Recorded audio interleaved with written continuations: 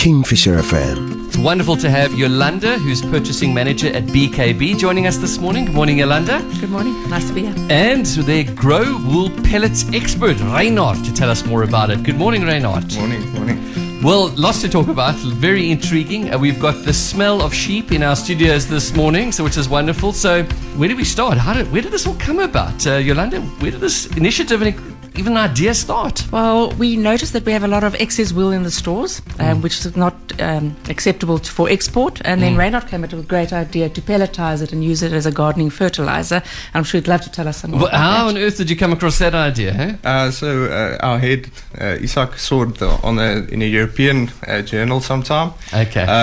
So it's not a very new thing internationally, but it's a first to market thing in South Africa. So, and we gave it a try and did some trials and tests on how to get it to work. It's working and it's organically certified. Sure, and G.R.O.W, something specifically, the acronym, what does that stand for? That's actually quite nice. It stands for Great Raw Organic Wool. Great. So you wouldn't forget it. And Yes. obviously if you use Great Raw Organic Wool, it's gonna grow. Yeah, so I'm obviously not going to give too many secrets here now, but how is this actually then transformed into something that can be used for fertilizer? I mean, It's a bit of a secret, but the main ingredient is raw wool, upcycled, and it's basically just natural, the whole process. We heat it up a bit to get rid of the excess weed seeds and stuff that can come up in your garden, so you won't get something growing that's Yes. from the Eifeld or something. I was in your hoping for garden. some Karoo Blomme or something. Yeah, to maybe pop up, some cancer bush or something coming up there, but now, Okay, no. unfortunately, just what you're going to plant is going to grow there.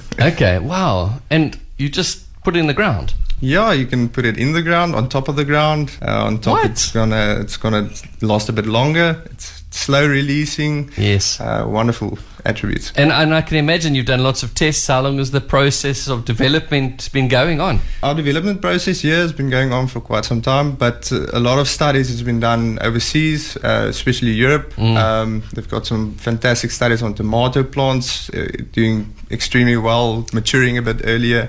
There's a lot of other studies done. You can look it up. South Africa locally, we've done a lot of practical tests, maybe Yes. going into studies sometime, but the practical tests showed very promising results. Sure. Did you say tomatoes? Is Yeah. my tomato going to taste like Karoo lamb now, maybe? Maybe your Karoo lamb is going to taste better like- with those tomatoes. Though. Like Reinhard said, we'll be first to market in South Africa. And we're Sure. very, very excited to use what used to be a Yeah. byproduct to the benefits of the traditional farmer or the local farmer. And how long has this now been going on for? No, we've been busy over a year already. Okay. Just to get it developed and into something that can work and the product you can see in front of you as well. Wow, this is amazing. And so organically, I mean, it's natural, so it's obviously doing something really good for the soil. It's an organic product, so if you've got the living soil and you've got some good microbes in your soil, it will get broken down quite quickly. A lot of people usually ask, how long does it take, the process, how long does it stay? It's approximately about between 6 to 12 months it takes to break down, and it breaks down slowly. Releasing a lot of good nutrients to your plants, so fantastic. Yeah.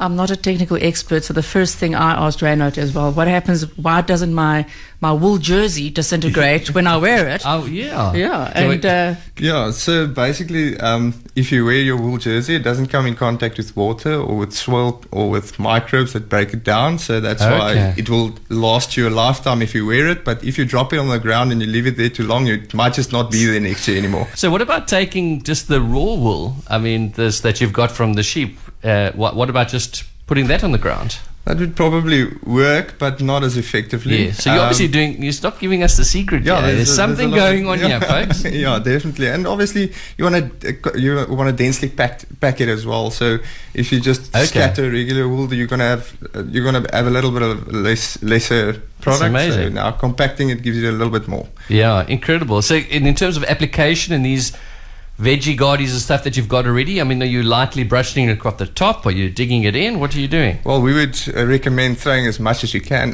Yes, obviously.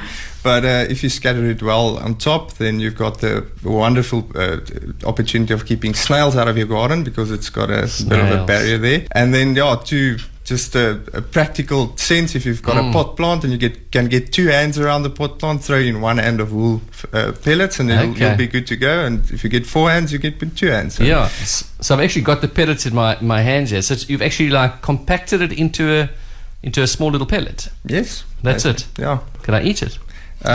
You can. I won't say it would be nice. No, I'm just wondering if you'll survive. Yeah. Your dogs will also approve as well. My dogs did. I was hoping to detract my dogs from digging in the garden, but this might attract it, yeah. Okay, so this sounds like quite an incredible breakthrough then for you. I mean, in terms of someone who does technical research and stuff, I mean, you seem quite excited by this breakthrough. Yeah, definitely very excited. I think it's very new to South African market, but I think it's very sustainable, especially for sustainable farmers, people who don't have access to storage facilities for regular fertilizer. This thing can go through rain, wind, and storms, and it will still be fine and give you exactly the same nutrients that you need. So from your commercial sustainable farmer to your niche market, it doesn't have a bad smell. If you like the smell of farm and sheep, you'll obviously love that.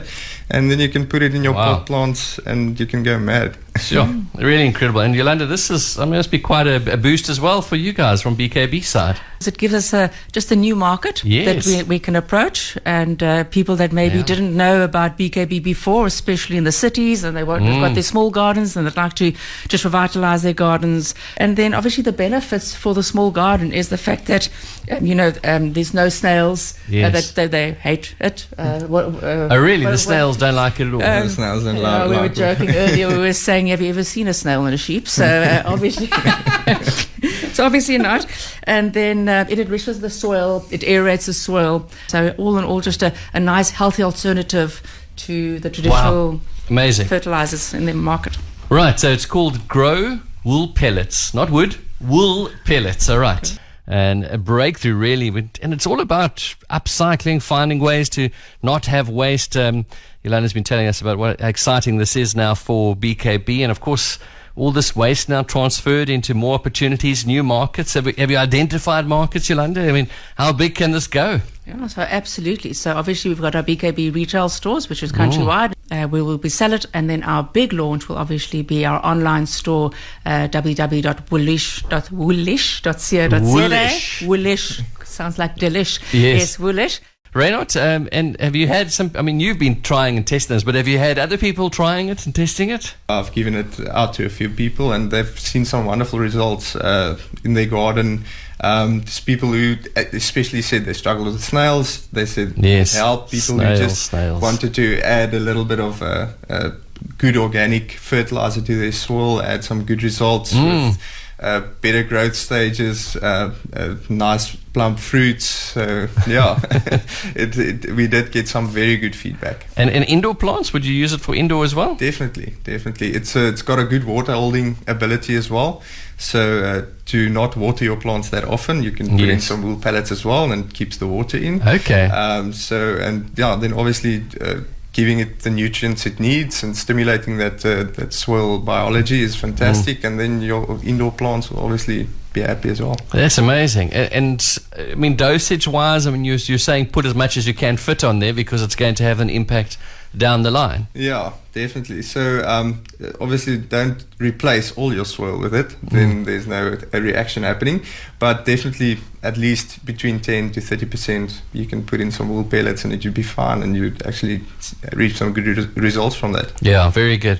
All right, Yolanda, let's come back to you then. So I'm intrigued now. We brushed over it just very briefly, this bag that you were talking about earlier. So you're actually going to be able to plant a plant in a bag that's with this stuff in it. The bags actually, so we made it with wool bags, traditional wool bags that they travel in from the farm to our offices and then also internationally. So we used the same material that the traditional wool came in and manufactured the bags.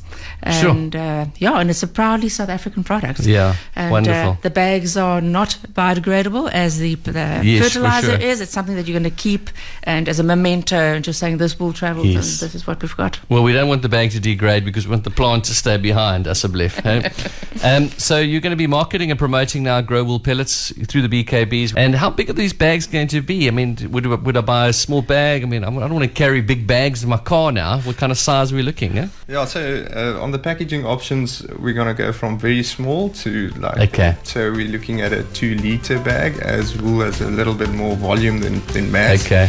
So 2 liters, everyone can carry a 2 liter of Coke, so probably you can carry a 2 liter bag. Yeah, we can do that. Yeah. So yeah, from there on, and then we'll go up to 5 liters. The 5 liter or 5 kilogram bags are gonna double as a shopping bag.